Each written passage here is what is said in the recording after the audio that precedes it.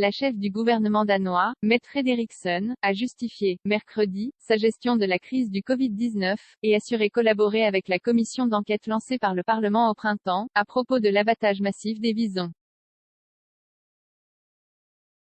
Les parlementaires avaient demandé l'accès à ses SMS et à ceux de ses proches conseillers.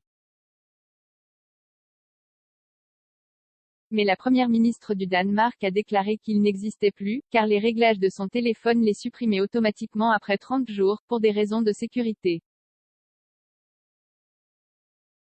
Une affirmation accueillie avec scepticisme par la classe politique. Seulement 2 des 51 ministres et ex-ministres interrogés par la télévision publique Docteur ayant indiqué avoir mis en place un tel procédé.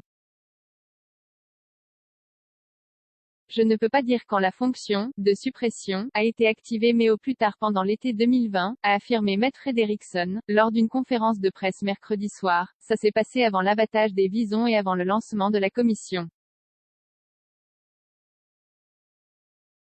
Pas de base légale. La décision radicale d'abattre la totalité des 15 millions de mammifères avait été prise en novembre 2020 à cause d'une mutation du coronavirus qui pouvait selon des études préliminaires menacer l'efficacité du futur vaccin pour les humains. Après des mesures drastiques dans la région concernée du Jutland du Nord, dans le nord-ouest du pays, la mutation avait été déclarée éteinte quelques semaines plus tard, et le gouvernement avait dû reconnaître qu'il n'avait pas de base légale à l'époque pour mener cet abattage.